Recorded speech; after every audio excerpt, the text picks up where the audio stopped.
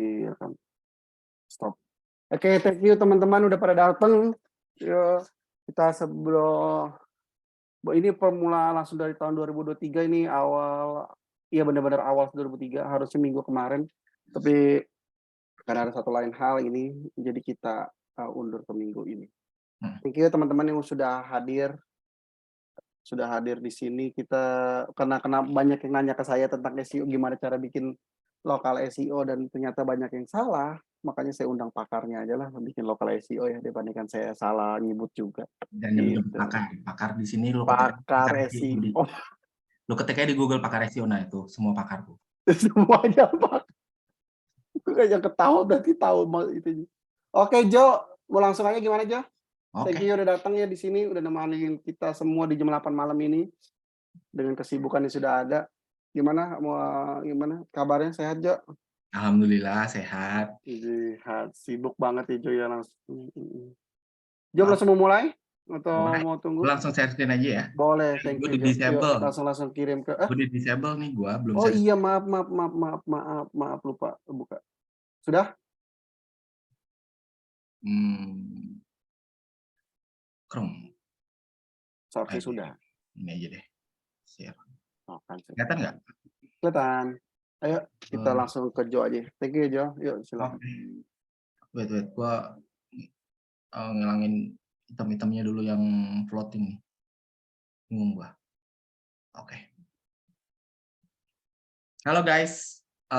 Thank you buat semuanya yang udah datang malam ini. Jadi hari ini kita akan berbicara mengenai local business optimization. Banyak orang berbicara mengenai local SEO yang mereka pikir itu sesuatu hal yang hampir sama seperti membuat artikel banyak. Nah, commonnya seperti itu tuh orang berpikirnya. Nah, tapi nanti kita akan coba bedah. Berapa orang di sana? TV-nya? Berapa orang? Oh ya. Oke, ada iklan dikit tadi. Nah, local business optimization ini bisa kita kembangkan. Sebenarnya kita harus lihat dulu nih dari bisnis model company yang kita handle. Nggak serta-merta semuanya bisa dipukul rata.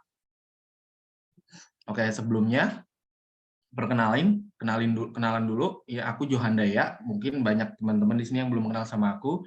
Aku belajar SEO mulai dari 2015 akhir. Sebelumnya aku sebagai seorang customer service, kemudian pindah switch karir sebagai seorang SEO, masuk ke beberapa company, pernah juga di sebuah entertainment news yang dari Singapura, kemudian Konsula, Hijab, belanja.com yang sekarang udah nggak ada, kemudian dari belanja pindah ke Bramble Company, baru sekarang aku saat ini aktif sebagai web and SEO manager di Ruang Guru and punya agensi namanya Impulse Digital sebagai managing director-nya, bareng sama teman-teman juga untuk manage-nya. Mungkin teman-teman udah beberapa kenal sama Miftah juga di situ. Ada aku, Miftah, ada Ian, tapi mungkin Ian teman-teman belum kenal. Nah, kalau di sini ada yang kalau ada yang mau kenal aku lebih lanjut siapa, feel free untuk searching aku di Instagram Johandaya atau @zoid16 atau dari LinkedIn di Johandaya juga sama. Tapi kalau Facebook aku jarang-jarang punya banyak teman kalau di Facebook karena friendlist aku paling cuma 700, jadi nggak semua orang yang add aku itu aku accept kalau di Facebook. Tapi kalau di LinkedIn beda, kalau connect as a professional relationship itu pasti aku akan welcome. Oke, next. Apa sih local business optimization itu? Di sini teman-teman pasti udah tahu harfiahnya sebagai bahasa Inggrisnya, jadi optimisasi di mana bisnis yang kita miliki itu bisa muncul di beberapa keyword lokal yang terkait sama wilayah atau daerah. Tapi again, jangan sampai mempunyai pemikiran kalau semuanya itu best practice-nya itu pasti dihajar sama kita membuat artikel. No. Kita harus lihat dulu nih bisnis modelnya seperti apa, kita akan membuat landing page-nya kayak gimana, kemudian cara optimisasinya kayak apa. Kalau teman-teman sering lihat kan, cari barang-barang dari spesifik daerah atau wilayah yang kabupaten gitu misalkan, Tokopedia gitu misalkan, toko hijau, handphone murah di Jogja gitu misalkan, atau handphone murah di Tegal gitu misalkan. Dia kan punya landing page tersendiri kan, yang mengarahkan user agar bisa tahu barang-barang yang dijual di daerah Tegal untuk handphone itu bisa larinya kemana, belinya di mana. Jadi terdekat dengan posisi dia ada di mana. Jadi nggak mungkin dia beli dari Jakarta yang notabene pasti ongkos kirim and jarak tempuhnya itu lama untuk sampai ke user. Nah, kenapa sih local SEO itu penting?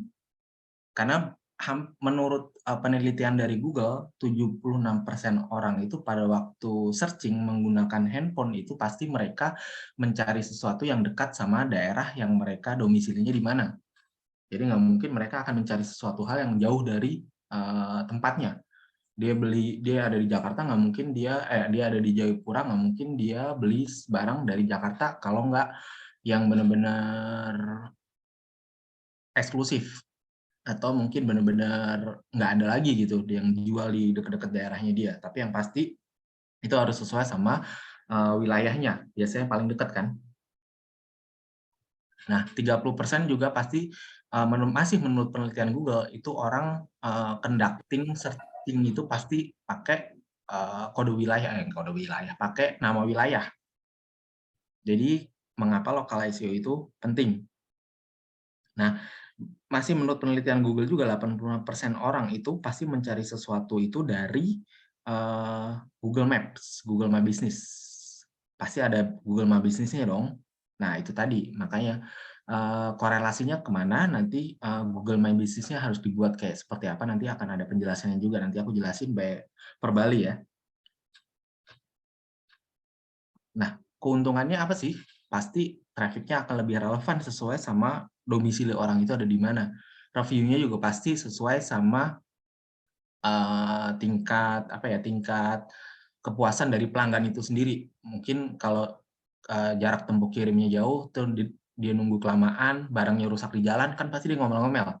Kalau nggak terlalu jauh, pasti dia terima barangnya itu bagus, terus masih mulus, pasti dia suka. Nah, meningkatkan brand awareness juga sama credibility untuk brand yang kita handle. Oh, ternyata brand ini punya cabang di mana-mana loh. Oh, coba gue lihat cabangnya ada di mana aja sih. Setelah dia secara randomly mungkin pada waktu searching dengan general keyword plus wilayah, itu dia mendapatkan landing page yang memang terdapat semua informasi yang dibutuhkan sama dia. Yang terakhir adalah experience-nya buat user juga pasti lebih bagus, lebih enak, lebih pas, sesuai sama intent-nya dia apa dari user itu sendiri.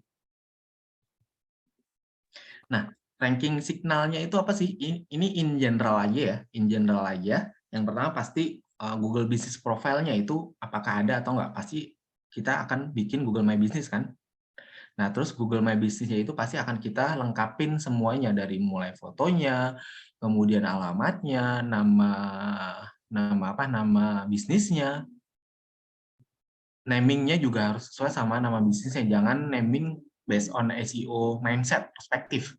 Banyak kesalahan orang berpikir lokal SEO itu Google My Business-nya dinamingin sama dia. Misalkan dia bikin sebuah agensi digital marketing, gue pernah lihat soalnya di abuse sama dia, nama Google My Business-nya itu jasa digital marketing, jasa SEO, jasa sosial media, whatever.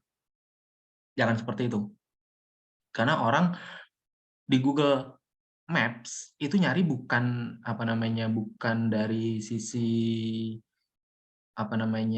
general keyword biasanya, tapi dia tahu tujuannya kemana, kemudian brandnya apa, apakah di wilayahnya terdekatnya ada cabangnya atau enggak. Jadi kalau kita namingin Google My Business itu jangan sampai kita abuse keywordnya. Jadinya nanti looks cheesy. Nah, terus ranking signal berikutnya adalah number of positive review. Karena semakin banyak positive review, bukan berarti kita harus making fake review ya. Semakin banyak positive review, maka orang akan semakin percaya sama brand yang kita miliki. Yang berikutnya adalah konsistensi nama, alamat, nomor telepon. Kalau mungkin ada customer service-nya, berarti nomor customer service-nya yang akan kita cantumkan di situ, itu harus konsisten. Antara satu dengan yang lainnya. Satu dengan yang lainnya definisinya apa? Website, Google My Business, Facebook fanpage, Instagram maybe. Kan ada tuh description-nya bisa kita taruhin. Terus apa lagi ya? Ya pasti Google My Business. Itu kan harus konsisten. Jangan belang bentong beda-beda. Orang jadi bingung nanti. Ya. Kemudian berikutnya adalah mobile responsive, structure data, sama localized content. Localized content. Konten, jangan berpikir konten itu sama dengan artikel, no. Tapi kita lihat dulu nanti akan bentuknya seperti apa landing page-nya. Nah, common mistake-nya itu apa sih? Common mistake-nya, nah biasanya mereka itu nggak peduli setelah bikin Google My Business, terus mereka nggak maintain itu, nggak ada review sama sekali, atau mungkin ya bikin ala kadarnya doang, atau mungkin malah di-abuse dari naming-nya mungkin, karena mereka berpikir, oh, SEO is about keyword, berarti keyword-nya harus ada di naming Google My Business-nya. No, dan seperti itu. Inkonsistensi NAP juga. NAP tadi ya, name, address, and phone number. Nggak konsisten dia. Terus kalau ada negatif review, terus kita ignore gitu aja, nggak kita kasih feedback, jangan. Kalau bisa, kalau memang ada negatif review masuk ke Google My Business kita, itu kita kasih jawabannya, kita berikan feedbacknya. Kan ada tuh di Google My Business tempat untuk menjawab. Tanya mungkin secara detail, approach-nya kayak gimana, mungkin kita kasih bonus, whatever, etc. At least give them a feedback.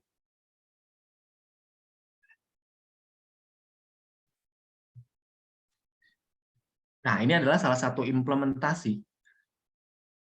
Yang salah itu seperti apa? Banyak orang berpikir kalau membuat kalau optimisasi untuk lokal SEO, yang pasti bikin artikel banyak sesuai sama daerahnya, habis itu di-abuse seperti itu. Nah, ini contoh paling konkret nih.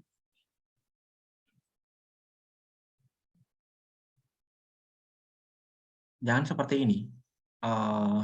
SEO is about logic and common sense. Coba teman-teman berpikir, orang mencari jasa pembuatan website, itu apakah mereka suruh baca artikel?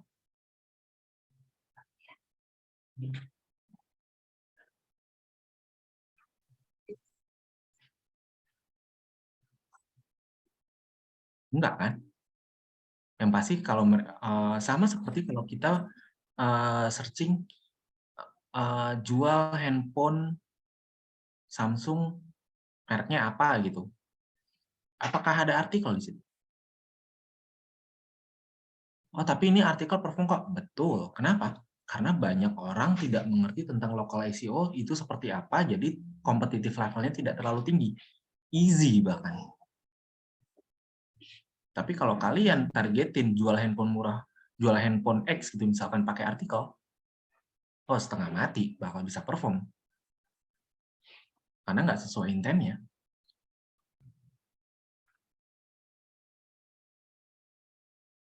Nah, terus best practice-nya gimana sih? Yang benernya harusnya kayak gimana? Yang pertama, kalian harus tahu dulu bisnis modelnya seperti apa. Yang paling aku bisa kasih contoh itu contohnya adalah bimbel di Solo. Coba teman-teman ketik kalau yang ada di laptop sekarang ya. Pakai incognito atau searching di Google, bimbel di Solo. Itu ada landing page-nya Brand Academy. Mungkin di sini ada yang mau raise hand, mungkin memberitahu landing page-nya seperti apa. Ini dulu ya, aku stop dulu ya. Kita interaktif dulu ya. Interaktif. So, interaktif. Teman-teman ada yang mau ngomong atau yang mau nanya sebelum kita ini? Silakan. Coba teman-teman searching di Google, bimbel di Solo, bimbel di mana gitu, bimbel di Fatmawati atau apa gitu. Kira-kira yang kalian temuin dari landing page Brand Academy seperti apa bentuknya? Mungkin ada yang mau raise hand, speak up, silakan. Brand Academy. Bagus nih Mas. Siapa yang mau speak up? Sorry, Mas Febri, silakan Mas Febri. Febri. Febri. Mana sih Febri di sini kok nggak kelihatan sama gue? Itu Febri Susianto. Halo, Oh, halo. itu. Halo. Aduh. Nah, menurut Febri gimana? Kalau dari segi konsepnya udah bagus, UI UX-nya juga bagus. Jadi untuk SEO-nya sih ini keren banget gitu. Karena udah apa? Udah sesuai sama Intent. iya intennya ya. Kontennya juga bagus, nggak terlalu memaksakan SEO banget gitu. Yes. Jadi kenapa kita berpikir membuat hal yang seperti itu? Again, yang pertama tadi aku bilang adalah kita harus memahami dulu bisnis modelnya gimana. Ada lokasi fisiknya atau enggak? Oh, ternyata ada loh lokasi fisiknya dari Brand Academy, salah satu contohnya di daerah Solo. Oh, kalau gitu bisa dong kita bikin GMB-nya untuk per masing-masing cabang, karena fisiknya memang ada. Daerah cabangnya di mana-mana kan banyak tuh. Nah, makanya GMB-nya itu ada banyak juga. Nggak cuma satu. Ada master GMB-nya, bukan master sih. Satu lokasi headquarter-nya itu pasti ada di Jakarta. Kenapa? Karena itu adalah headquarter-nya. Tapi ada juga untuk masing-masing GMB-nya untuk di wilayah-wilayah yang lebih kecil. Solo, Surabaya, gue lupa deh daerahnya mana. Tapi kalau kalian teman-teman lihat di parent page-nya yang ada di cabang Brand Academy, itu ada tuh lokasinya di mana aja tuh ada tuh di situ. Gue lupa tuh ada banyak lokasinya. Nah, GMB-nya itu masing-masing, satu-satu. Nah, kalau teman-teman lihat tadi, yang ada di screen share di deck-nya, apakah hal seperti ini yang dimauin sama user? Jasa pembuatan website di Bandar Lampung, Tangerang Selatan, Pontianak, nggak sekaliannya sampai kampungnya. Nama kampungnya sekalian gitu. Iya benar Mas. Jadi kalau teman-teman mau membuat sebuah strategi, kemudian deliver implementasinya seperti apa sama stakeholder yang membuat itu tuh maksudnya adalah create landing page-nya kayak apa, terus thought prosesnya kayak gimana, terus dari masing-masing copywriting section per sectionnya itu kayak apa. Nah, itu harus based on logic and common sense. Dari situ kita bisa menjelaskan dengan runut yang kita mau itu kayak apa. Nggak ujuk-ujuk, oh yang penting bikin artikel. Banyak orang berpikir SEO sama dengan konten, konten sama dengan artikel. No. Konten itu ada berbagai banyak bentuk form. Bentuknya ada banyak.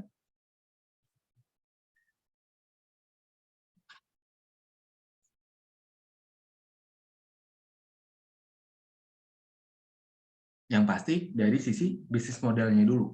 Kita harus pahami. Nggak semua SEO itu dihajar sama artikel. Ini salah satu lagi, orang jualan LBO, Local Business Optimization, kata kerennya mereka. Ya disuruh bikin website yang disuruh bikin website yang abal-abal, kemudian targetin semua keyword lokal wilayahnya itu pakai artikel, di-abuse pakai spinner. Masalahnya adalah kalau mereka melakukan hal seperti ini terus-terusan, yang akan menjadi jelek adalah nama brandnya mereka. Sampai kapan UMKM akan bisa naik kelas kalau dalam rentang waktu time frame mungkin at least 6 bulan sekali mereka harus ganti brand? Wah, karena nama brand yang ini udah berantakan. Kalau gitu kita ganti brandnya gitu-gitu ya, terus udah kayak lingkaran setan kan. Mereka bukan berpikir tentang long term investment, tapi berpikir tentang short gain. Yang penting cuan dulu awal. Malah jadinya lebih mahal kalau kita pikir-pikir, harusnya. Karena itu bisa mereka lakukan hampir seumur hidupnya. Bikin lagi dari awal, websitenya ngulang lagi, karena udah de-index misalkan, udah di detect spamming sama Google gitu misalkan, ngulang lagi dari awal, udah gitu-gitu aja terus hidupnya. Mereka berpikir SEO ya hanya seperti itu karena mereka ketemu sama orang-orang yang memberitahunya seperti itu.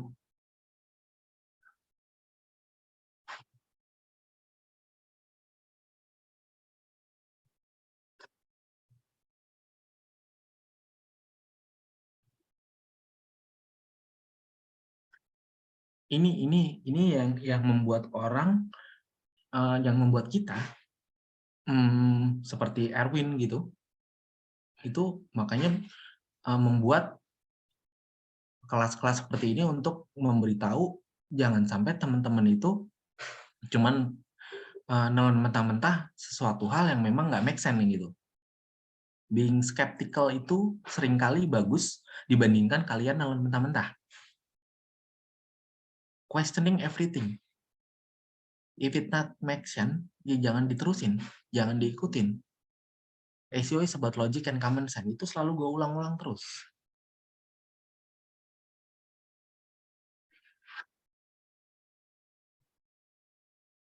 Apapun yang dibilang sama orang, questioning.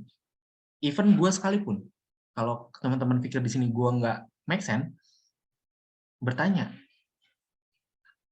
Mungkin ada perspektif lain yang lebih benar jalurnya.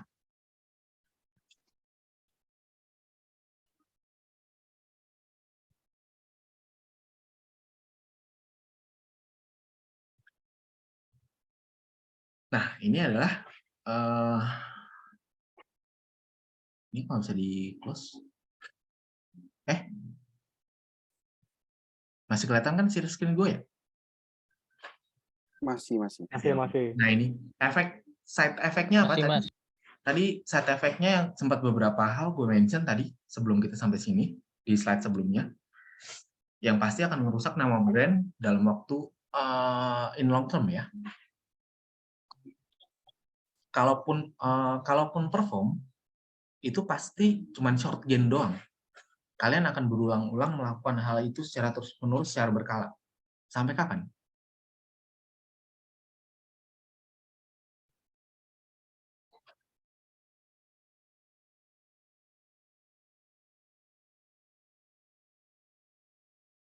Kalaupun kalian bisa perform, gue nggak gitu yakin akan ada banyak sales call masuk ke bisnis itu. Karena user udah ke distract sama isi artikel, orang dia disuruh baca sesuatu hal yang nggak relevan sama apa yang dia cari.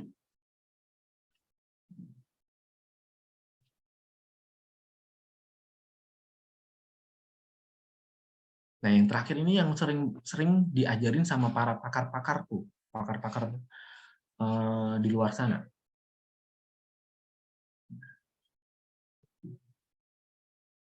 Mereka nggak berpikir dari sisi brand trust.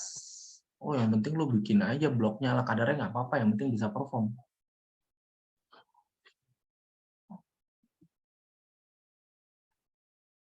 Mindset itu yang harus dikurangin, yang harus dihindari.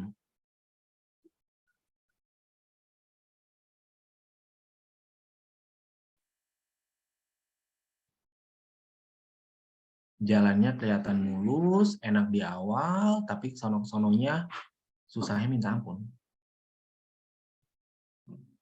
Nggak berpikir untuk jarak jauh ke depannya seperti apa. Dan kebanyakan business owner juga untuk yang level UMKM itu nggak kritis. Nggak kritis dalam artian misal karena mereka lihat orang ini cukup famous di Google, misalkan dicari pakai keyword lokal itu mereka bisa perform, pakar SEO Jakarta, pakar SEO Bandung, pakar SEO Klaten, pakar SEO whatever gitu. Karena melihat dari situ aja, tapi nggak ngelihat sisi lainnya seperti apa.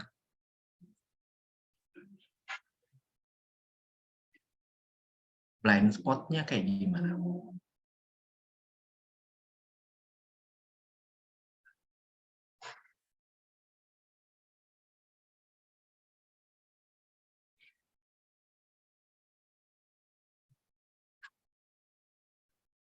Nah, ini adalah kita lanjutin lagi.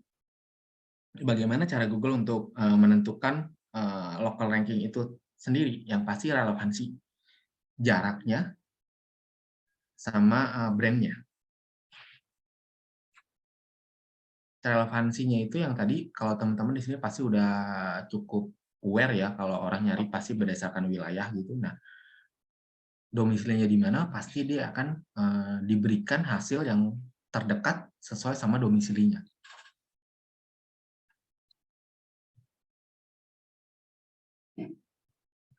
Jarak tempuhnya juga mempengaruhi juga. Jadi nggak mungkin, setahu gue nggak tahu kalau ada yang lain yang nemu berbeda, setahu gue, orang yang lokasinya di Jayapura, nyari sesuatu hal di dekat-dekat dia, nggak mungkin akan nemu produk yang dijualnya di Jakarta. Kecuali nggak ada produk itu dijual di Jayapura. Mungkin bisa jadi random dapatnya dia.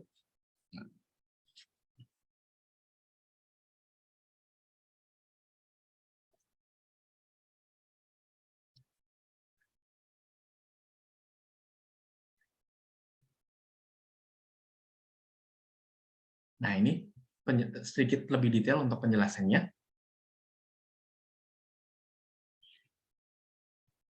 Relevansi itu ngelihatnya dari mana? Ya pasti Google My Business-nya complete, diisi semuanya, terus nggak spamming juga, abusive apalagi, terus fotonya jelas, mungkin kita bisa isi activity di situ, produk-produknya kita listing juga karena ada feature untuk ngisi produknya misalkan di Google My Business.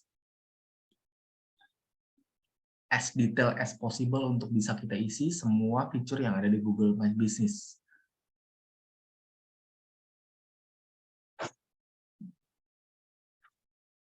Jarak. Nah, yang tadi yang aku sempat jelasin di sebelumnya, jarak juga sangat menentukan untuk bisa kita nemu brandnya itu apa gitu.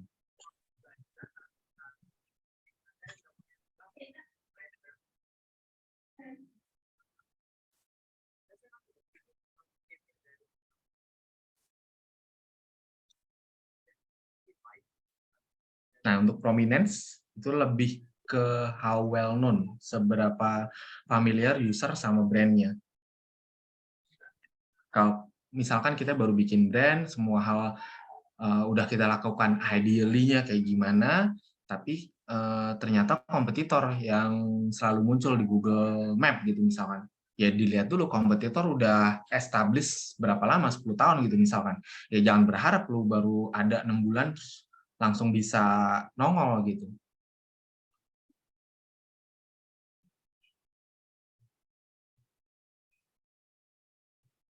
Kan kita harus bisa naikin dulu brand awareness-nya.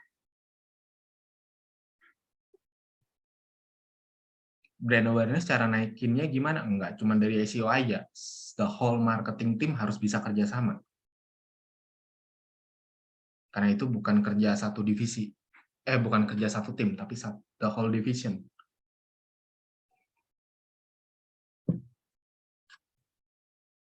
Untuk bisa membangun brand credibility and trust ini memang cukup lama. Makanya SEO itu bukan one shot and go.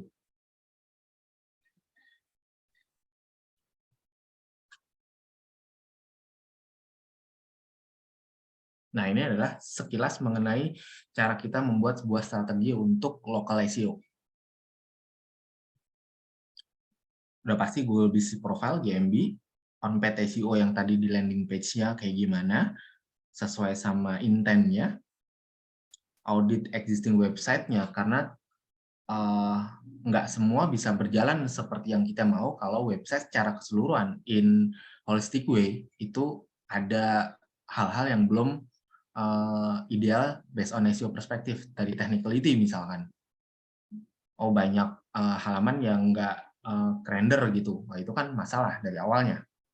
Kalau mau kita bikin landing page baru juga percuma. generate positive customer review juga salah satu hal yang bisa kita lakukan. Kita minta untuk customer untuk nge-review setelah mereka membeli produk kita, bisa aja karena kita termasuk brand baru gitu misalkan. Siapa yang harus melakukan itu? Ya bisa jadi customer service-nya mungkin pada waktu ditelepon sama customer. Banyak hal yang bisa kita lakukan.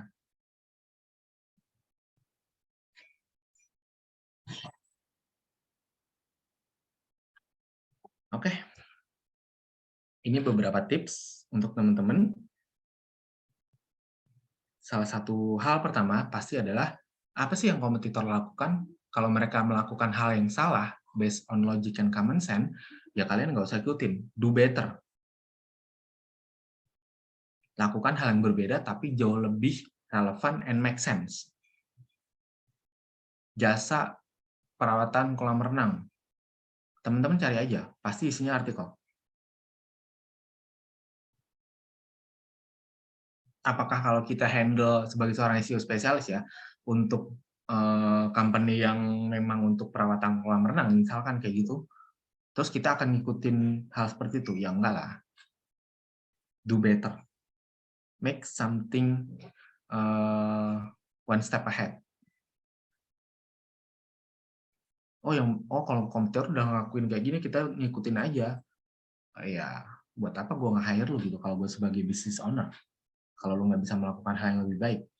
Tapi untungnya, mostly business owner kita itu nggak ngerti tentang SEO. Jadi mereka iya aja dibikin kayak gitu. Masalahnya di situ.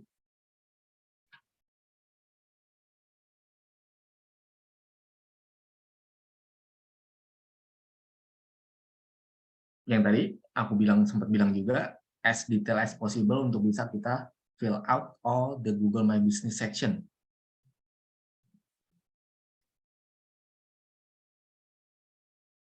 Jangan sampai ada yang kosong.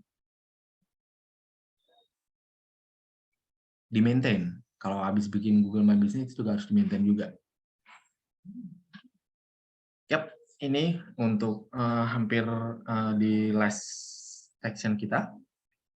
Yang pasti teman-teman harus bisa ngasih jawaban yang memang sesuai sama problemnya user itu apa pada waktu mereka nge-review kita dengan ngasih rating 1 gitu misalkan. Ya, kita harus address masalahnya apa. Concern-nya dia kayak gimana. Apa yang bisa kita bantu. As friendly as possible. Bahasanya. Oh iya dong, kalian mau dong reviewnya pasti minta dirubah dong kalau once problemnya udah solve gitu misalkan.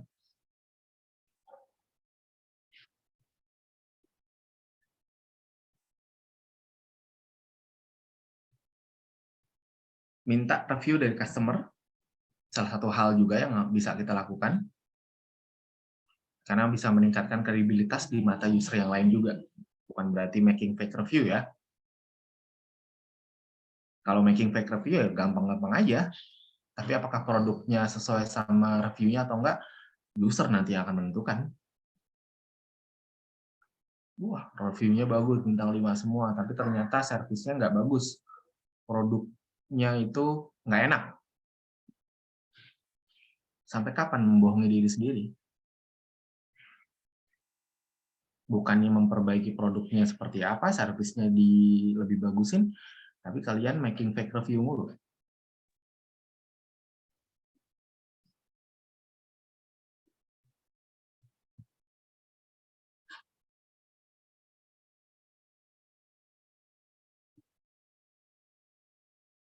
Nah ini hampir mirip yang tadi, siapa tadi yang lihat? Yang ada di Google Search tadi, dari Brand Academy, optimize every page on the website, yang berdasarkan local SEO yang kita buat itu.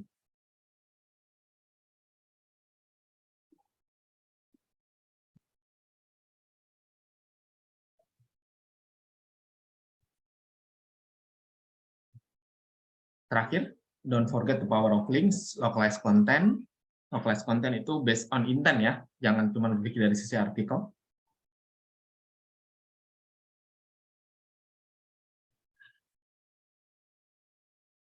Oke. last quote yang gue selalu bilang sama orang, SEO is about logic and common sense with creative and analytical skill built in. Jadi pengetahuan itu murah. Kita bisa googling dalam hitungan detik. Tapi apakah jawaban yang kita cari itu sesuai sama relevansinya?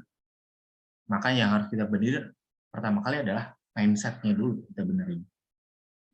Kalau mindset-nya udah salah, mau kita googling kayak gimana, nemu jawaban yang ideal, itu nggak akan kita lihat. Karena mindset-nya udah beda.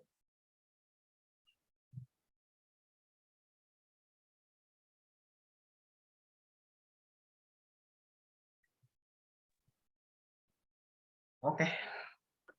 Sudah jawab? Thank you guys. Thank you. Sebelumnya thank you banget Iko Jo buat materi yang sangat berharga. Ada beberapa pertanyaan dari gue, tapi sebelum itu udah ada yang raise hand nih, Mbak Vicky. Yuk silakan Mbak Vicky. Dipersilakan. Yuk. Halo Mbak Vicky. Kok gue nggak bisa open cam? Lah, nggak tahu, pasti bisa. Halo Mbak Vicky. Ya, dicabut. Ya udah langsung ke Maulana Sakti dulu. Silakan Maulana Sakti. Terima kasih, Sherwin. Yuk. Halo Kak Jo. Halo. Mau nanya, ini kan tadi yang di show adalah punyanya apa namanya Brand Academy ya. Dan itu kan aku lihat URL-nya itu kan berarti untuk yang punya solo tadi itu kan berarti di bawah brands ya. Yep. Kayak Brand Academy di brands. Nah, terus dipakein skema lokal bisnis juga. Nah, ini kan untuk Brand Academy ini kan memang ada fisiknya dan ada orang bimbel ke sana. Nah, ini berlaku nggak lokal bisnis kalau misalnya kita kantornya punya 2 kantor gitu. Satu HQ-nya di Jakarta, satu lagi di mana gitu. Nah, apakah maksudnya masih cocok nggak kalau pendekatannya sama dengan yang tadi dijelasin gitu? Kalau nggak ada lokasi fisiknya? Nggak ada lokasi fisiknya. Maksudnya nggak cuma berlaku untuk yang, maksudnya lokal SEO ini juga berlaku, say misalnya kayak restoran atau cabang apa gitu, kantor cabang misalnya, masih bisa diimplementasikan. Sangat bisa, bahkan itu yang idealnya harus pakai lokal SEO kalau memang restoran itu buka cabang di mana-mana. Betul sekali. Itu memang harus dilakukan kalau memang dia mempunyai lokasi fisik. Tapi kalau kita nggak punya lokasi fisik, let's say seperti agensi gitu. Agensi cuma punya 1 kantor di Jakarta, tapi dia pengen bisa orang tahu di luar Jakarta nama brandnya dia. Ya dia harus menggunakan channel lain untuk memposisikan diri brandnya itu dikenal sama orang luar Jakarta. Mungkin pakai roadshow, bikin webinar ke berbagai macam kota tentang digital marketing, kemudian bawa nama agensinya dia. Kan hal seperti itu bisa dilakukan. Nggak harus dari sisi SEO dibikin artikel banyak di setiap kota. Nah, ya, berarti pertanyaan selanjutnya, kalau yang modelnya seperti itu, apakah kita perlu bikin landing page per kota yang kita target atau enggak? Soalnya banyak, ya yang tadi ya yang Kak Jo bilang, yaitu ada agensi yang kayak gitu. Kantornya cuma misalnya ada di Bali misalnya, tapi mereka juga targeting orang Palembang, jadi mereka bikin page jasa SEO Palembang, padahal kantornya nggak ada sama sekali. Nah, apakah itu cukup wise atau gimana? Oh enggak, itu enggak wise. Sama seperti yang tadi gue kasih contoh yang jasa pembuatan website Tangerang Selatan, jasa pembuatan website di Surabaya, dibikin artikel sama dia. Itu enggak wise. Lebih baik dia memberikan edukasi dengan cara lain, pakai marketing channel yang lain untuk orang di daerah yang dia tuju itu kenal sama brandnya dia. Karena nggak ada lokasi fisiknya. Oke, ya terjawab. Thank you. Oke. Terjawab Mas, aman ya? Aman. Oke, lanjut ke Mbak Vicky. Mbak Vicky, udah bisa open mic? Halo? Mbak Vicky. Anjir, Ilman. Ngapain lu di sini, Ilman? Kalau Mbak Vicky, kalau ini bisa ini aja deh. Sama saya pengen nanya nih Mas, Mbak Vicky. Halo? Halo, Vicky. Mbak Vicky dinanya nih, pingin nanya localized content itu jelasnya kayak gimana ya? Gitu. Localized content. Oke. dari perspektif apa dulu ini? Localized content, kalau kita berbicara mengenai local SEO, mungkin sama seperti tadi ya, jadi kita harus tahu dulu bisnis modelnya kayak gimana, kemudian kita lihat dulu apakah memiliki cabang fisik atau enggak, baru kita bisa decide landing page-nya nanti akan jadi seperti apa, itu localized content. Tapi kalau localized content sama dengan konten artikel yang dibuat berdasarkan kota wilayah tertentu dan itu jadi banyak banget, itu sama aja spamming.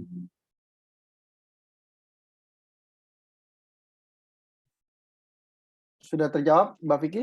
Terjawab nggak? Mbak Vicky-nya belum bisa open mic. Ke Ilman Akbar nih, Mas Ilman ada ngobrol lagi nih, Mas Ilman. Mau tanya apa nih, Mas? Ilman, lu jangan open cam, gue kalah. Disuruh open cam, gue matiin lagi dah. Itu Mas Moro bukan angkat tangan duluan ya? Apa-apa. Kenapa, Mas Ilman? Gue nggak apa-apa. Silakan. Gue nggak. Jo, gue nanya dong, apa namanya? Kalau misalkan, jadi ini pas houses nih kantor gue nih, kan kita agen properti nih gitu kan.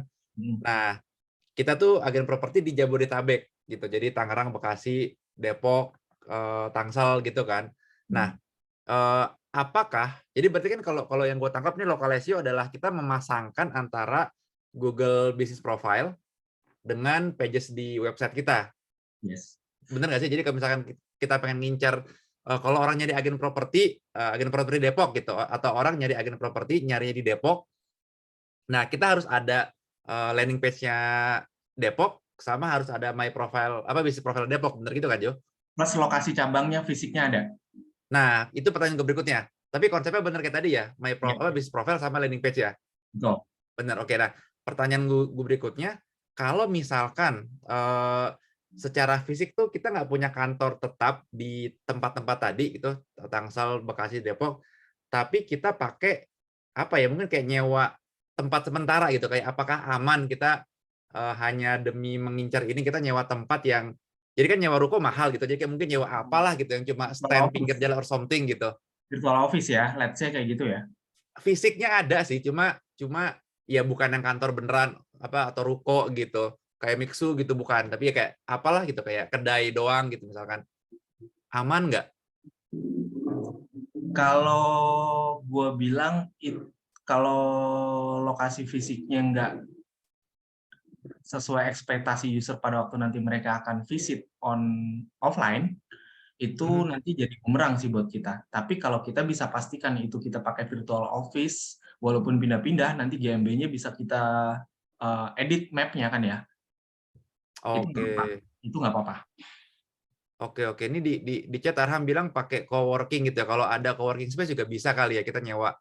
Yes. Nyewa betul. dulu. Oke. Kalau pakai coworking, terus coworkingnya nanti suatu saat kita pindah lagi ke tempat yang lain dengan konsep yang sama, ya tinggal kita edit aja GMB-nya. Tapi jangan sampai lupa kita edit GMB map-nya itu, karena bisa jadi user akan visit kan. Oke. Sip lah, baiklah. Tapi seberapa nomor HP-nya harus beda Jo ya? Jadi let's say gitu, kayak kita ada 4 tempat tapi nggak mau punya 4 nomor HP, boleh nggak nomor HP 1 doang buat semua tempat itu? Nggak apa-apa, nggak masalah. Yang pasti dipastikan pada waktu terhubung dengan HP itu customer service-nya ready. Karena kalau yang ada di Brand Academy itu customer service-nya kan masing-masing per lokasi cabang ya, jadi beda-beda bisa. Tapi kalau memang nggak seperti itu, mau kita samain aja karena mau lebih simpel, nggak masalah juga sih kalau buat gue ya. Oke. Terakhir Jo, di Google, di GMB-nya tuh apakah kita harus menggunakan judul nama keyword saya? Jadi let's say kayak Pas Houses, agen properti Pamulang, agen properti Tangsel misalkan. Atau nggak usah nama brandnya aja? Pas House Tangsel. Oh, oke. Nggak usah maksa ada exact keyword agen properti gitu, nggak usah ya? Nggak usah. Kalau gue bilang nggak usah. Karena saat ini juga kita lagi perang sama brand manager di masing-masing brand academy untuk merubah naming yang mereka lakukan saat ini. Karena kita nggak mau mereka abusing keyword di nama profile Google My Business-nya. Kayak misalkan brand Academy Bintaro, ya namanya itu aja gitu. Atau kalau nggak, walaupun mereka misalkan maksa untuk ada kata bimbelnya, ya nggak apa-apa, tapi bimbel aja gitu. Bimbel Brand Academy Bintaro, Bimbel Brand Academy Solo, Bimbel Brand Academy Surabaya. Ya, that's it. Nggak perlu sampai abusive. Oke, biar nggak spammy ya. Yes. Oke, thank you Jo. Oke. Thank you Mas Hilman. Ini Vicky ada lanjutan nih bro sama Bang Vicky. Localize kalau localize berupa restoran gimana nih? Bisnisnya berupa restoran, localize kontennya kayak gimana yang bagus? Oh, kontennya ya. Mm-mm. Berarti kontennya kalau berupa restoran bisa jadi kita akan berbicara, oh konten ini jago banget kalau si Ilman nih, harusnya Ilman yang jawab ini.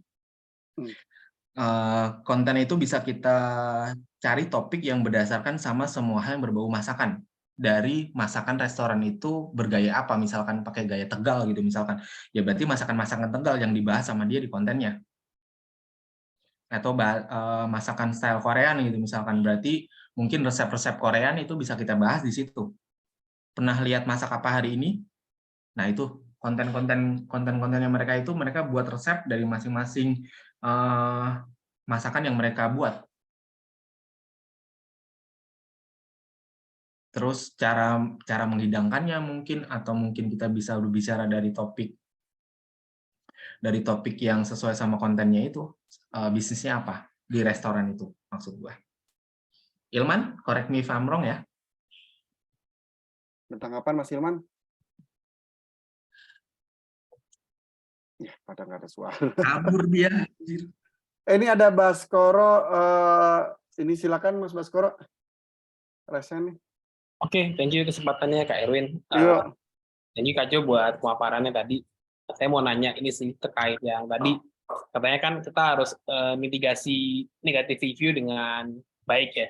Nah, sebenarnya cara mitigasi review yang baik itu seperti apa sih? Kan gini nih, sekarang tuh kalau kita lihat di sosmed kadang-kadang kan orang ada yang misal nge-share testimoni, oh si ini parah nih, tempatnya nggak aman. Terus akhirnya rame-rame netizen tuh nyerang di ini lokal bisnis apa di GMP-nya si bisnisnya ini. Terus sama si owner-nya tuh dihapusin review-nya. Nah itu termasuk mitigasi yang baik nggak ya kalau misalnya kita hapusin review yang jelek atau nggak relevan dengan bisnis kita gitu? Sebenarnya gue salah satu orang yang menentang dengan cara seperti itu. Kenapa? Karena nggak terlihat natural dan kita maunya benar sendiri. Kalau memang ada user yang mempunyai concern seperti itu, ya harus kita address masalahnya apa, kayak gimana, kita tanya baik-baik, mungkin bisa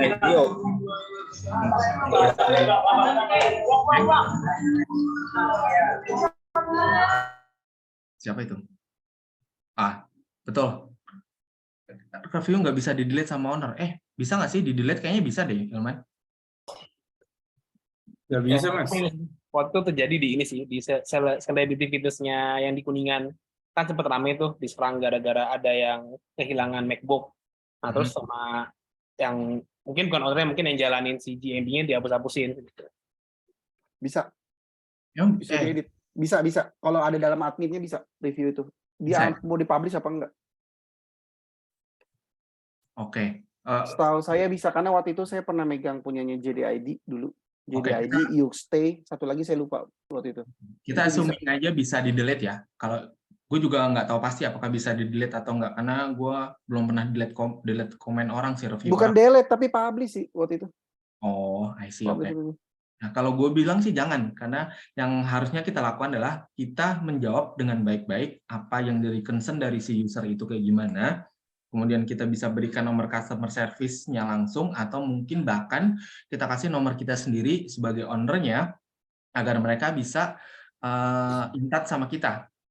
Kalau kita udah tahu problem core-nya seperti apa, terus kita coba untuk kasih penjelasan, bahkan kita solving problemnya kayak gimana, once itu done, terus kita minta baik-baik untuk dia merubah review-nya.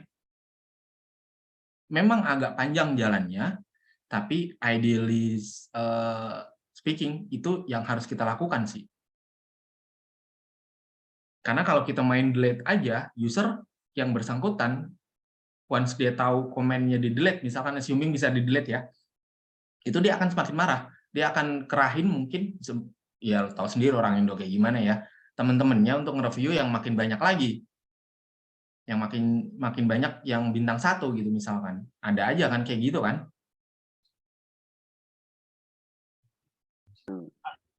Berarti ini ya malah bisa bikin merambat ke user lain buat ngasih review jelek juga ya. Kayak misalkan gue ada melakukan kesalahan, kayak misalkan kemarin gue ada orang bilang kalau gue selalu berbicara mengenai white hat SEO, tapi orang nemuin di screenshot pada waktu gue melakukan webinar, dia ngeliat gue ada GSC-nya website judi. Orang pernah melakukan kesalahan, dan dia pernah masuk ke dunia seperti itu, tapi dia merasa itu bukan dunianya. Jadi dia tidak pernah kembali lagi ke dunia hal seperti itu. Nah, setelah dia merasakan dunia yang seperti itu kayak gimana, dia mencoba memberitahu ke dunia luar kalau hal seperti itu nggak perlu lakukan kalau lo mau melihat dari dari apa yang gue lakukan, lo mau sampai kayak gue seperti ini, ya lo harusnya jangan melakukan hal seperti itu. Tapi ditekan terus. Si orang itu neken terus kalau dia bilangnya, oh lu aja website judi, megang website judi, tapi kenapa lu bilangnya nggak pernah megang bilangnya kalau hal-hal kayak gini tuh nggak usah dilakukan. Ya karena gue dulu pernah masuk, memang benar. Nah itu harus kita jelasin. Panjang jalannya memang, tapi kalau kalau kita main tabrak aja terus ngeblok dia atau apa, nggak ngasih penjelasan, ya malah akan jadi panjang nanti.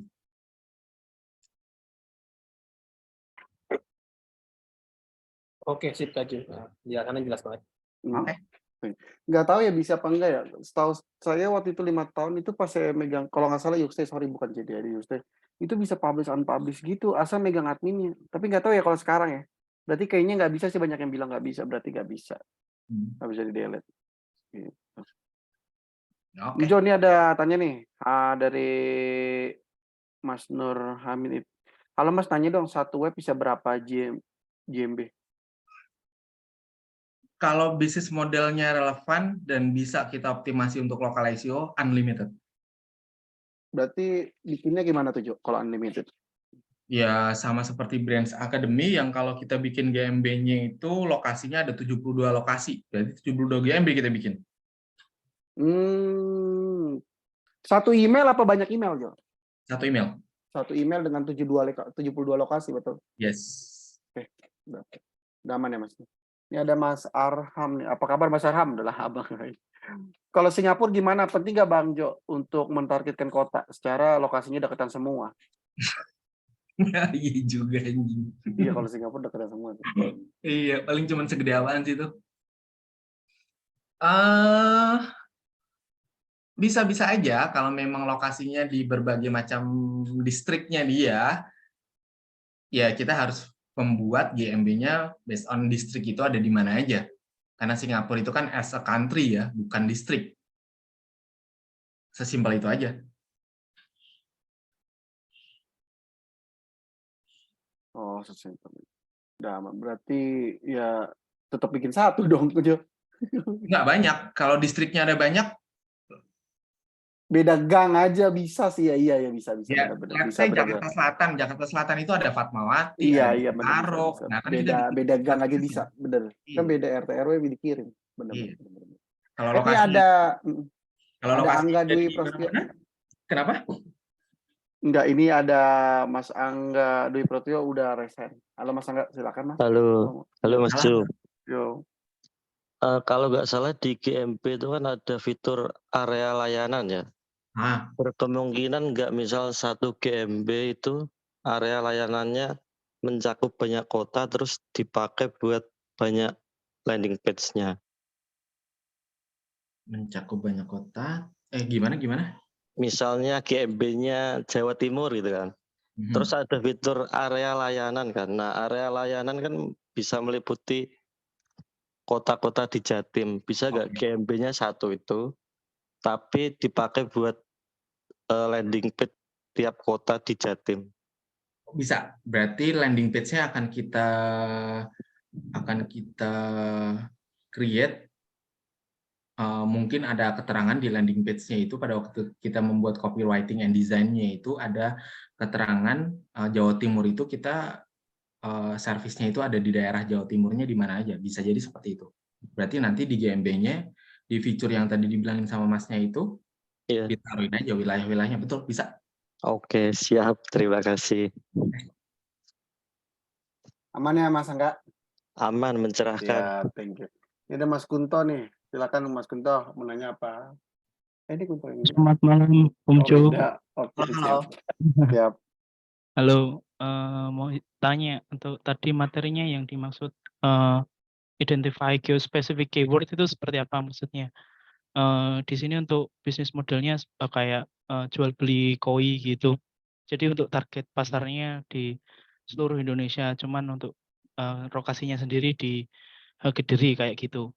Untuk spesifik best practice-nya bagaimana untuk melakukan identifikasi geospecific keyword seperti itu Mas Jo. Thank you.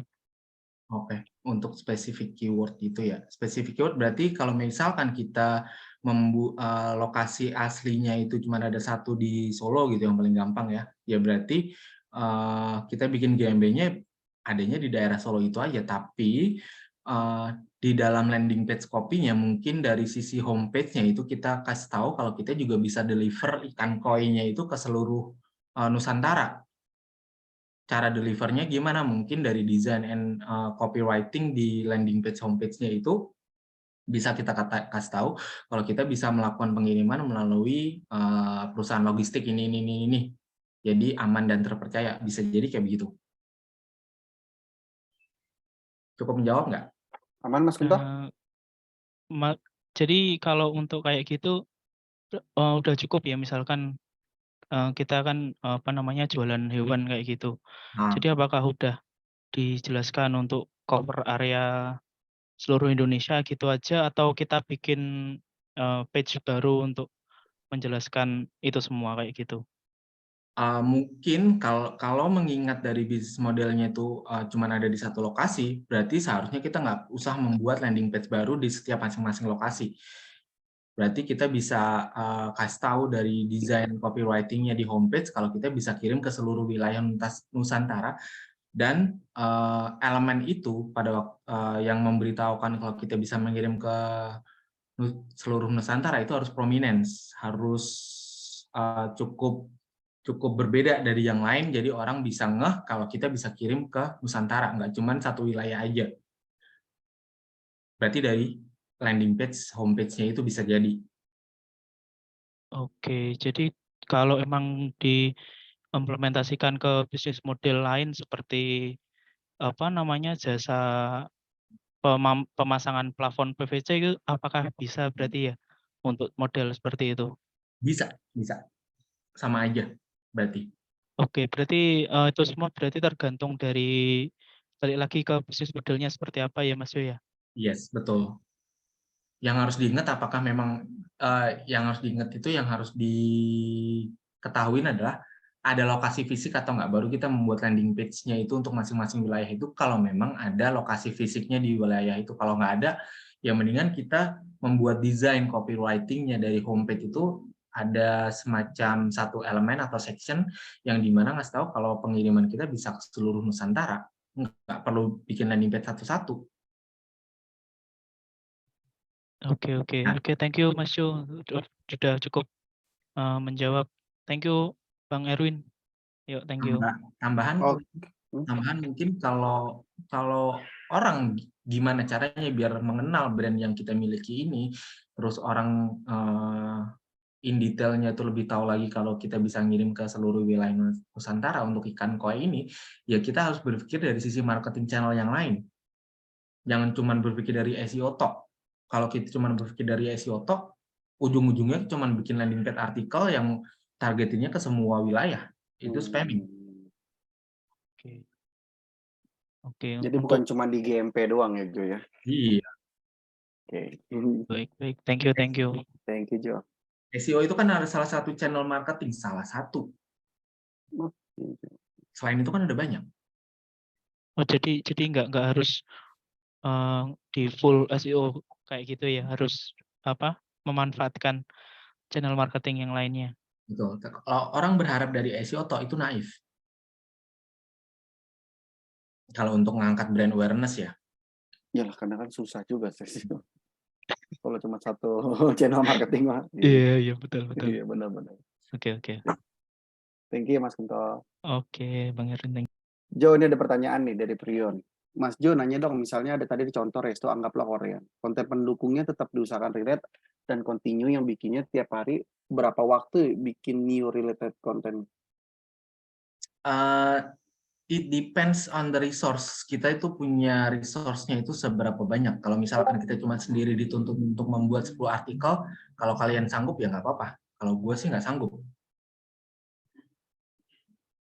Kalau resource-nya memadai, kita lihat dulu dari sisi internal timnya, kalau resource-nya memadai, terus kita membuat satu forecasting atau prediction kita akan bisa create sehari itu konten segini, ya kita harus lihat dulu di belakang kita itu ada berapa banyak manpower. Oh, jangan cuma nanti kita akan bikin konten sehari 5, sehari 10, sehari 200 juga bisa.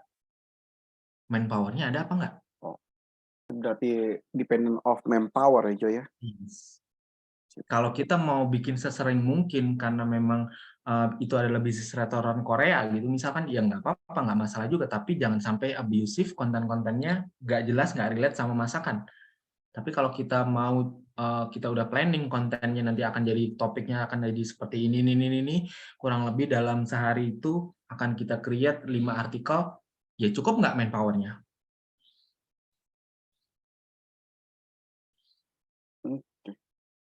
Aman. Mas Fajar, iya Mas Fajar sama Mas Nuralin nggak bisa di-delete, sorry saya juga. Ternyata itu harus report. Ini ada yang nanya nih Jo, si Ananta. Silakan Ananta, present kan. Halo. Banyak juga nih pertanyaan. Halo Mas, Mas Jo, mau nanya. Ini kembali ke mindset ya. Kan kalau yang lama-lama atau misalnya sampai sekarang juga banyak yang menghindari duplikat konten. Kalau yang saya lihat dari Brand Academy, dari relevansi konteks misalnya user masuk ke dalamnya memang sangat terjawab gitu kan, tapi kan ada beberapa konteks yang berulang di tiap cabang. Itu so far aman-aman aja ya, atau gimana? Itu lagi dalam proses untuk melakukan perubahan. Contoh sectionnya apa? Misalnya deskripsi first paragraph, second paragraph lah, sama kalau detail tiap pilihan untuk bimbel kan emang sewajarnya emang sama semua kan Mas.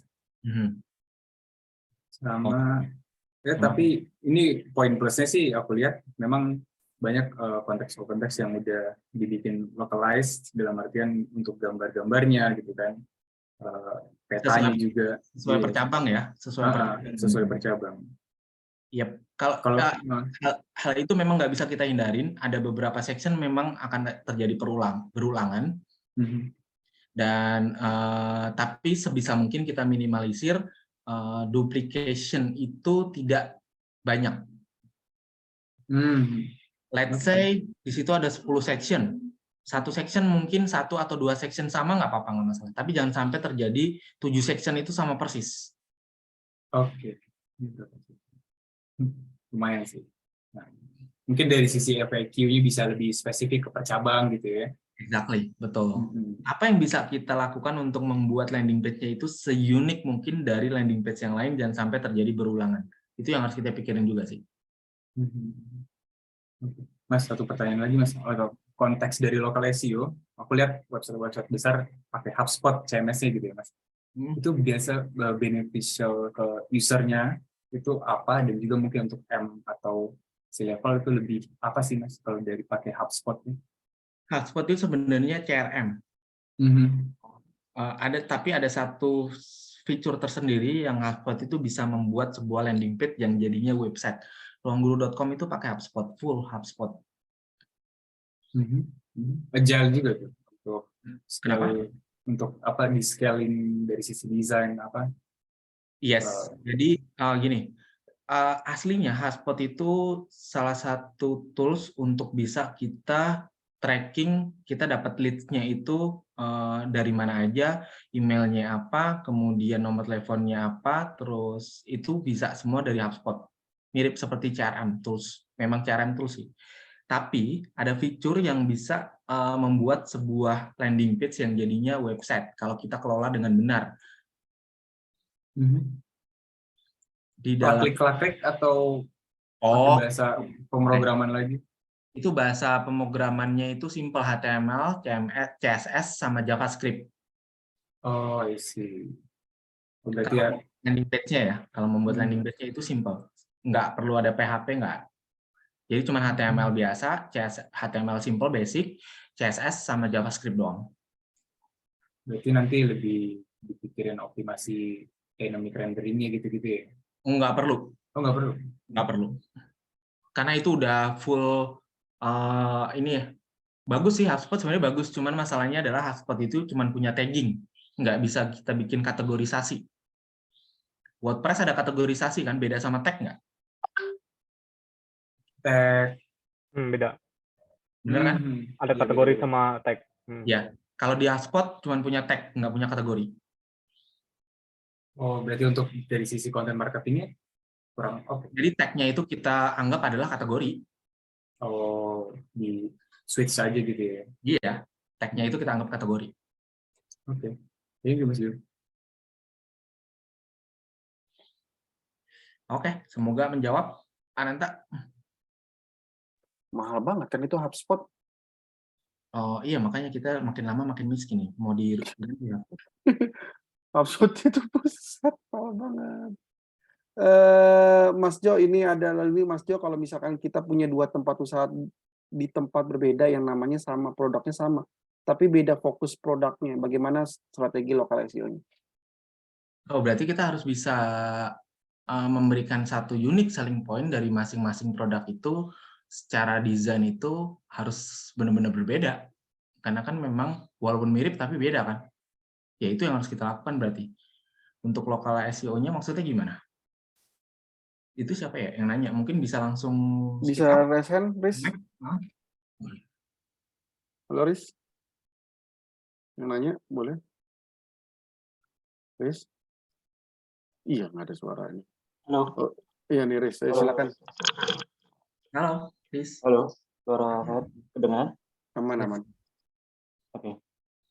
Jadi gini, misalnya saya punya, bukan saya ya, jadi ada usaha 2, sebenarnya ownernya beda, tapi namanya sama. Ownernya beda, tapi namanya sama. Oke, gimana tuh maksudnya? Terus dia masing-masing punya fokus produk masing-masing. Let's say ini lab ya, yang satu tuh lab untuk fokus tentang segala macam yang berhubungan sama kanker, yang satunya berhubungan lab biasa gitu. Tapi sama-sama labnya, namanya juga sama, tempatnya beda, tapi fokusnya beda. Itu pemiliknya sama nggak? Enggak, pemiliknya beda, cuma namanya sama. Tadinya memang satu, jadi yang satu cowoknya, yang satu istrinya, gitu, yang satu suaminya, yang satu istrinya. Nah, kan mereka pisah gitu kan. Nah, yang satunya bikin lab untuk cancer, yang satunya bikin lab biasa gitu. Oke. Nggak ada satu fokus tertentu. Tapi kalau yang satu ini khusus untuk segala pemeriksaan tentang cancer gitu, tentang keganasan. Nah, ini yang saya masih bingung kalau misalnya kita bikin GMB-nya udah kita bikin beda, tapi akhirnya si konsumen itu kan akhirnya nyasar kan. Oh. Harusnya dia ke umum larinya ke cancer, nanti yang larinya di cancer harusnya tapi dia larinya ke umum, dan itu membingungkan buat pasiennya, kan kasihan. Oke. Padahal kita sudah effort untuk bikin materinya itu disesuaikan, tapi biasanya si konsumen tetap nggak begitu paham apa kita yang gagal bikin kontennya atau caranya kita yang salah atau gimana ya, Mas? Mungkin kalau gue berpikirnya bukan dari sisi SEO sih, tapi gue berpikir dari sisi brand positioning dulu kalau untuk hal itu. Jadi maksudnya gimana caranya kita membuat sebuah website yang memang benar-benar membedakan dengan yang sebelumnya. Kalau yang Riz pegang itu yang kanker atau yang general?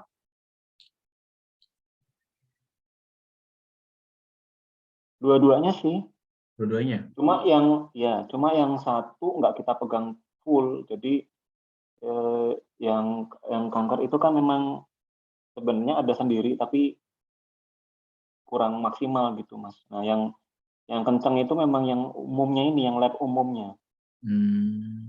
Tapi yang kansernya ini yang nggak begitu, karena kan secara ini juga nggak begitu profitable, Mas. Jadi nggak terlalu didorong. Cuma masalahnya secara tempatnya itu sebenarnya lebih ramai yang di lab yang kanker itu, Mas, posisinya.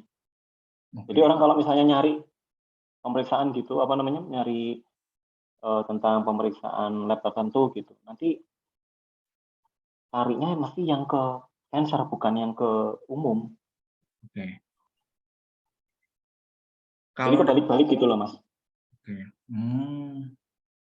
Kalau dari sisi search result-nya, oke, mungkin kita balik ke SEO. Kalau dari sisi search result-nya pada waktu keyword spesifik itu di typing sama user, itu yang ditemuin sama mereka yang spesifik kanker atau yang general?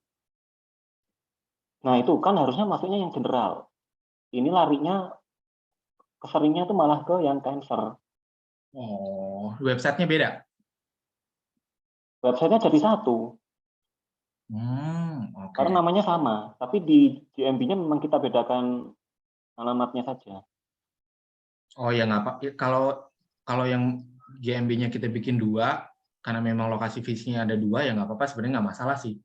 Tapi untuk bisa memberitahu user untuk yang spesifik kanker itu kemana, ya berarti harus clear dari sisi mungkin kita bisa membuat sebuah landing page tersendiri yang ada di website itu untuk yang spesifik kanker itu kayak gimana. Dan dari situ nanti lokasinya juga terdisplay di landing page itu, baru kita bikin GMB-nya untuk lokasi itu yang kanker gitu. Misalkan mungkin gua agak masih belum ngerti gue brandnya yang benar yang mana ya. Nah, kalau yang general itu berarti bisa jadi dia larinya akan ke homepage. Mungkin kita bisa bikin seperti itu. Jadi orang pada waktu mencari itu akan lebih bisa nemuin hal yang tepat. Mungkin dari hal itu yang belum diberesin mungkin ya, gua nggak tahu sih. Ini problem yang besar itu bukan dari software. Kita misalnya pasien nyari tentang pencarian tentang pemeriksaan misalnya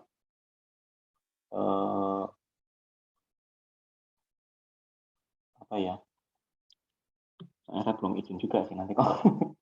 Intinya kalau misalnya pemeriksaan tentang A, kan harusnya itu yang melayani adalah di umum. Yes. Nah, ini di pencarian yang keluar itu nanti larinya ke yang cancer. Padahal di situ di dalam landing page-nya pun nggak ada kata-kata itu, Mas. Nah, oke. Berarti itu nggak ada sama sekali.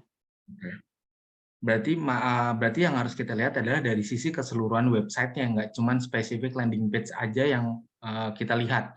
Mungkin ada banyak hal dari sisi technicality yang masih belum terlalu ideal, bagusnya kayak gimana dari sisi SEO, makanya dari sisi search result-nya itu masih belum bisa kita performing yang memang sesuai sama harapan kita. Bisa jadi seperti itu. Kita nggak berbicara dari sisi landing page per landing page ya, tapi kita lihat dulu secara keseluruhan. Apa harus dipisah kalau perlu, Mas? Nggak perlu. Oke. Sebenarnya bisa aja dilakukan sama seperti brand akademi yang tadi aku kasih contoh, itu kita semua lokasi cabangnya masing-masing berbeda, tapi kita tetap berdiri dalam satu website yang sama kan, nggak perlu dipisah kan? Nah, itu Jadi pada waktu orang mencari sesuatu hal yang spesifik, itu mereka bisa nemu landing page yang tepat. Nah, kalau hal ini terjadi dengan ketidaksesuaian landing page yang saat ini brand dipegang, ini kita ngelihatnya jangan landing page per landing page deh. Kalau hal seperti itu, ya nanti kita jatuhnya akan cuman berpikir dari sisi, tembakin backlink aja ke landing page ini, jadi biar bisa perform di keyword ini untuk apa namanya keyword ini. Enggak, tapi kita lihat dulu dari sisi keseluruhannya, holistik. Apakah websitenya udah cukup bagus dari sisi renderingnya, pada waktu Google nge-crawl-nya itu udah cukup nyaman atau enggak, kemudian dari sisi copywriting-nya itu cukup bisa menjawab intent dari user atau enggak, landing page per landing page-nya kayak gimana, enggak cuma dari satu landing page aja yang kita lihat. Oke. Kalau terjadi ketidaksesuaian halaman yang kita inginkan ya, yang perform ya. Ini berarti masalahnya itu kan tadi kan? Ya, karena tadi kan kita nggak ngerti ini kok bisa dia nggak sesuai dengan targetnya gitu, Mas. Jadi kok harusnya yang ke A tapi dia lari ke B pencariannya, dan begitu juga sebaliknya. Shortcut-nya para pakar-pakaran ya maksud gua, pakar dalam tanda kutip ya, itu biasanya nyuruhnya cuma tembakin backlink aja ke landing page itu dengan keyword ini udah pasti nanti akan perform. Sebenarnya itu nggak bagus juga sih kalau dilakukan, karena kita akan berpikir dari sisi part by part, bagian per bagian. Spesifik landing page itu aja yang nanti akan kita pikirin. Sebenarnya kita nggak perlu melakukan hal seperti itu, kita harus melihat dari secara awalnya dulu, websitenya kayak gimana, kemudian asetnya ada apa aja, bisa kita organize atau enggak aset-asetnya di dalam website itu. Contoh kalau misalkan di apa namanya toko hijau deh, aset itu apa sih aset yang ada di sebuah website? Kategorinya itu aset. Oh kalau enggak, ya toko hijau boleh deh. Terus halaman brandnya itu aset. Brandnya itu kan ada banyak. Halaman tag-nya itu aset. Halaman produknya itu aset. Kalau misalkan sebuah company profile, service page-nya itu aset. Service page kan ada banyak ya. Service-nya nggak cuma satu biasanya untuk sebuah company profile gitu. Terus ada misalkan landing page lain, asetnya mungkin kalau selain service page apa ya? Webinar page misalkan mereka sering bikin webinar. Nanti akan dibuat landing page untuk webinar itu. Berarti ada webinar aset kan asetnya. Webinar menjadi sebuah aset juga karena akan ada banyak landing page. Nah, kita coba ngelihat dari sisi itu dulu, websitenya secara keseluruhan, apakah sudah ideal atau enggak dari sisi pengelompokan aset. Kalau kita sudah mengerti tentang klasifikasi aset, pengelompokan dari kategorisasinya ada apa aja, asetnya ada apa aja, nanti di situ akan ke breakdown, kita akan membuat sebuah taksonominya akan menjadi seperti ini. Taksonomi dalam hal bukan konten ya, tapi taksonomi untuk website URL structure.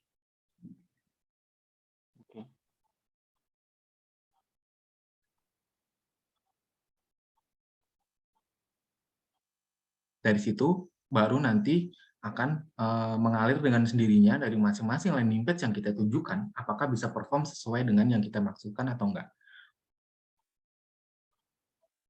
Berarti kalau gitu harus kita audit semua ya, Mas ya? Diulangi dari awal ya? Betul. Makanya jangan pernah berpikir part by part. SEO itu nggak bisa dikerjakan part by part. Kalau SEO zaman dulu iya. Lu mau target keyword apa, landing page-nya mana, bisa. Caranya mereka gimana? Tembakin backlink toh.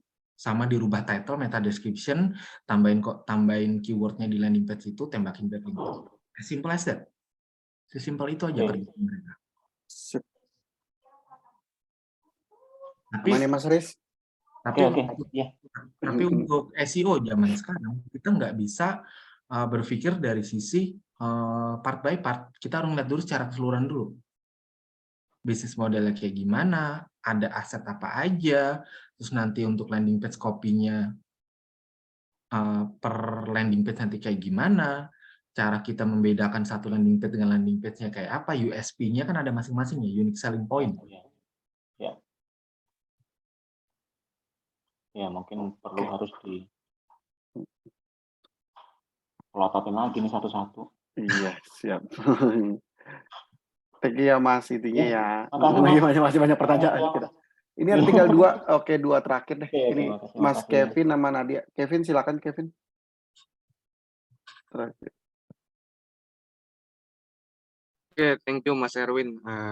Malam Mas Jo. Halo Kevin. Oke, ini saya mau tanya untuk yang landing page-nya. Jadi kan kalau misalnya kita punya website, ini landing page-nya jatuhnya static page ya berarti ya? Yes.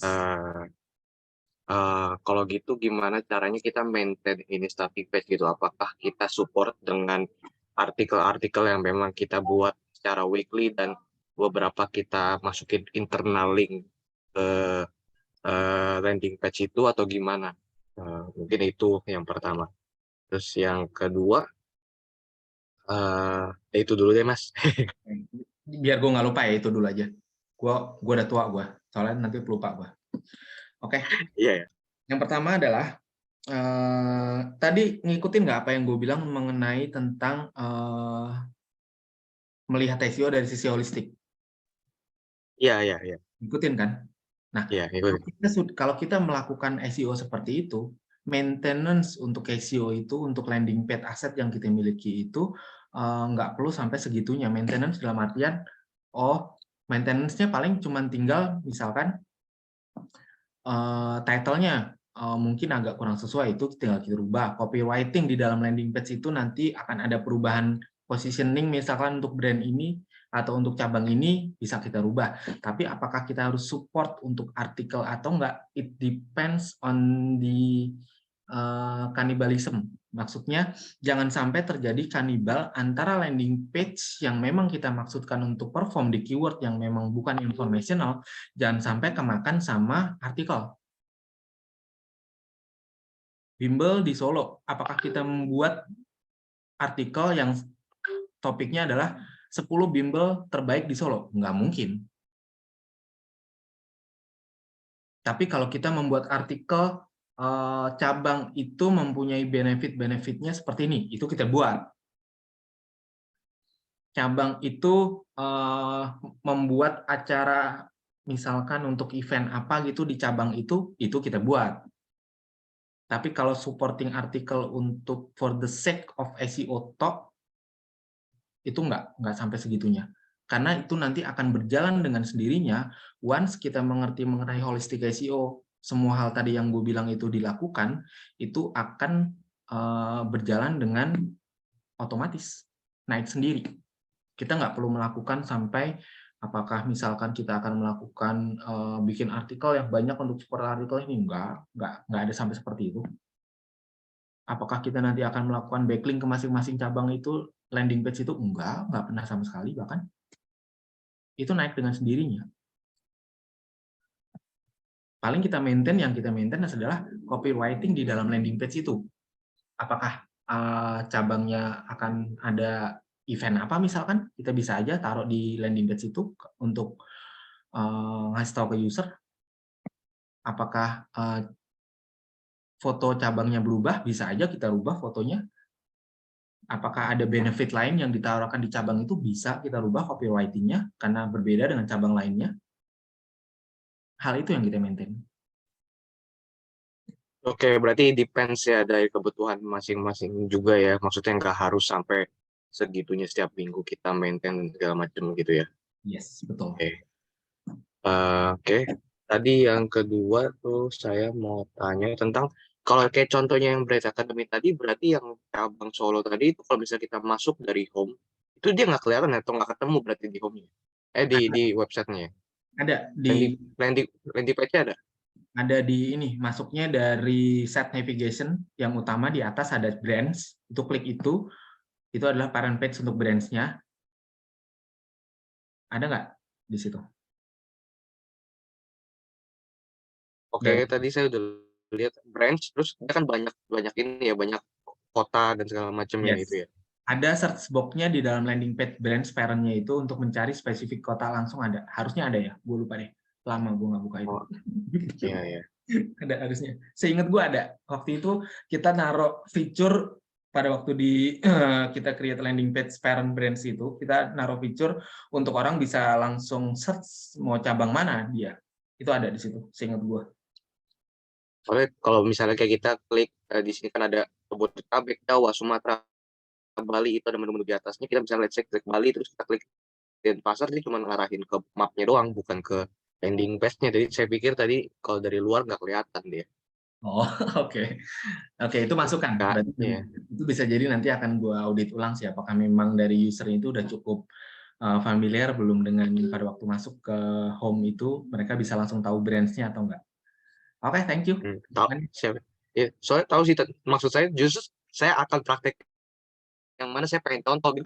Jadi kalau emang begini bagus, saya ngikutin yang ini gitu. Oke. Maksud saya itu doang tadi. Thank you. Thank you, Kevin. Ya. Apakah boleh nanti di akhir materi yang awal di-share? Materinya boleh di-share gak, Jo? Itu materi SEO Pon gua, kayaknya nggak boleh gua share sih. Ya udah jangan. Nggak boleh. Materi SEO Pon gua. Ya udah jangan di-share. Yang 2022 ya. Oh, jauh amat itu, maksudnya lama udah setahun. Ya udah nggak apa-apa. Nggak usah deh. Nonton videonya aja ya, nanti videonya ada di YouTube. Jadi jangan di-share. Oh, mendingan jangan dikasih slide-nya, deck-nya, mendingan suruh nonton YouTube aja. Oh iya, nonton YouTube aja ya. Siap. Oke, Nadia ada nggak? Halo, Nadia? Halo, Nadia? Ada, Kak. Silakan. Pertanyaan pertama, itu kan aku lagi kerja di property management gitu, company-nya. Nah, sekarang tuh lagi buat website. Jadi mau nanya yang tadi Kak Jo bilang soal duplikat konten itu. Nah, di sini ada satu sitemaps yang berisi 14 page berbeda gitu, landing page berbeda. Tapi ada 2 atau 3 sections gitu yang bakal berulang di 14 page ini. Nah, itu apakah termasuk spamming ya, Kak, ya? Oh, I see. Gini, kalau misalkan di salah satu, kita lihat dulu dari satu landing page, kalau di satu landing page itu ada 10 section, dan pengulangan itu ada terjadi hanya di 1 atau 2 section untuk 14 halaman itu nggak masalah kok. Dari sisi percentage nggak terlalu banyak, tapi kalau section yang pengulangan itu sampai 7 atau 8 section, ya itu masalah. Oke, tapi kalau misalnya sectionnya ada 6, terus ada 2 section yang bakal sama di 14 page tersebut, perbandingannya kan lumayan tuh, Kak, 1:3. Oke, pengulangannya dalam hal apa dulu? Spesifik elemennya elemen apa? Copywriting? Elemennya copywriting. Karena dia ngasih benefit gitu kan. Benefit berarti ya? Benefitnya sama semua ya? Iya, sama semua. Oh, nggak masalah sih kalau buat gue itu. Karena memang benefit itu kan salah satu unique selling point dari produk yang kita tawarkan atau service. Oke, Kak. Terus apakah tetap harus dipakein canonical gitu ya, Kak, ya berarti? Canonical kemana? Di konten itu. Maaf, soalnya saya sebenarnya bukan orang SEO. Ya, nggak Jadi apa-apa. saya sempat dikasih tahu sama teman saya yang orang SEO itu kalau ada konten yang double atau duplikat itu dipakein canonical gitu. Oh enggak, mungkin dia berbicara secara general mungkin, tapi kalau kita lihat dari case-nya tadi barusan, itu nggak perlu ada canonical. Oke. Nggak perlu dicanonicalin ke yang sama gitu, nggak perlu. Jadi canonicalnya ya ke landing page itu sendiri. Karena kan memang tujuannya untuk landing page itu kan masing-masing berbeda. Oke, make sense. Makasih, Kak. Oke. Terus satu lagi itu kan ini company-nya nge-manage 50 properti nih di Bali. Nah, jadi setiap properti ini ada Google My Business-nya tersendiri. Nah, setiap description dari Google My Business itu ada kata-kata yang kayak misalnya we are holistic villa in Canggu managed by bla bla bla. Nah, itu tuh bakal sama. Ada kata-kata managed by. Itu apakah termasuk salah satu kayak spamming juga ya? Oh enggak kok, kalau gue bilang itu lebih ke brand positioning. Dia pengen ngenalin buy-nya siapa itu kan? Iya. Nggak apa-apa kok, nggak masalah. Oke, Kak. Oh ya, sama satu lagi, saya dengar akhir-akhir ini tuh katanya kalau di meta description bakal lebih bagus kalau ada CTA-nya. Bener atau enggak? CTA-nya dalam bentuk apa? Dalam bentuk kayak misalnya properti manajemen di Bali bla bla bla gabung sekarang kayak gitu. Boleh. Oke. Itu aja sih, Kak. Makasih. Oke. Boleh. Itu nggak apa-apa kok. Secara behavior user kita kan pengennya diajakin kan, di alam gitu. Nah, bisa jadi salah satu copywriting seperti itu salah trigger yang membuat user mau untuk visit ke landing page yang kita miliki. Karena meta description kan ke listing kelihatan di search result ya. Bisa aja nggak apa-apa.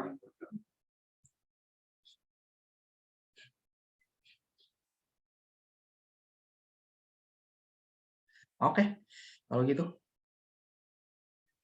Erwin? Kok tiba-tiba mati sih apa sih itu tadi dia mau ngomong. Oke. Bro, ini ada satu pertanyaan nih. Om Jo tadi harus bikin landing page sama JMP itu saling connect. Misalkan JMP taruh di landing page-nya mana lagi Om Jo? Gimana pertanyaannya? Om Jo kan tadi harus bikin landing page sama JMP itu harus saling connect. Kan Ya. misalkan JMP-nya taruh di landing page-nya atau gimana? Oh, betul. Jadi misalkan JMB-nya untuk Solo ya berarti landing page URL-nya itu yang kita taruhin, bukan ke homepage-nya. Kan ada tuh spesifik URL bimbel di Solo untuk Brand Academy kan, yang kan. Nah, URL itu yang kita taruhin di JMB-nya yang ada di Solo itu, bukan ke homepage-nya Brand Academy.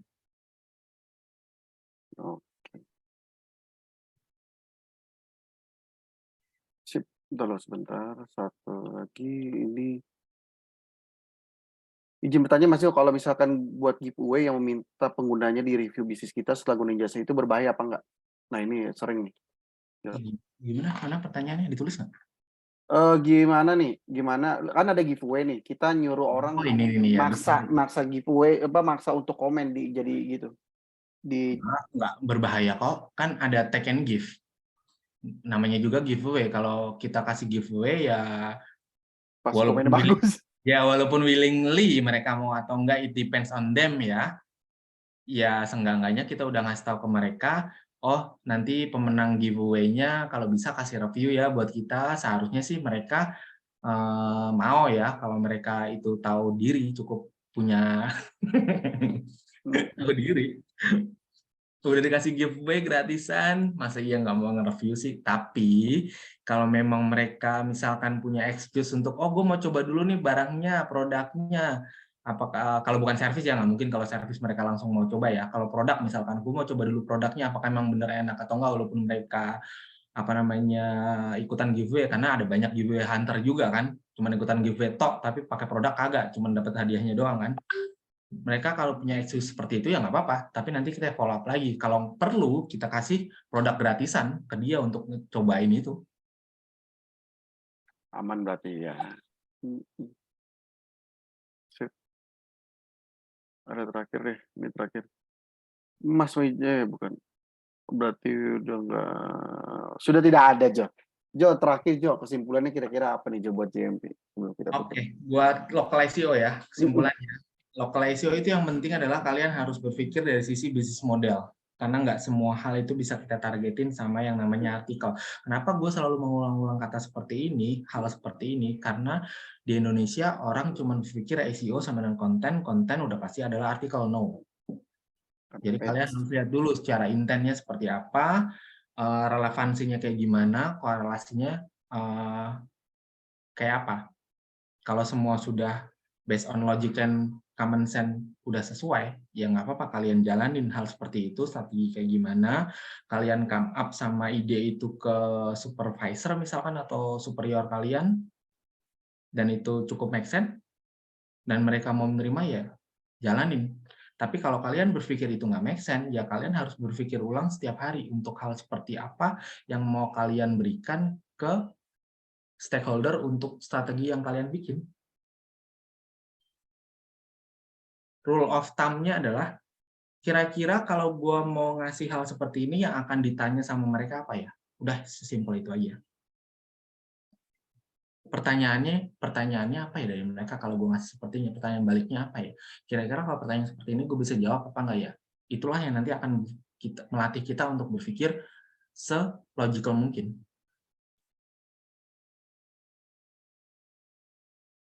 Siap Jo. Lagi. Udah, itu aja. Oke. Jo, thank you banget ya buat ininya 1,5 jam yang sangat bermakna. BTW tembus di 85 orang. Lu keren banget tadi. Udah 20-nya.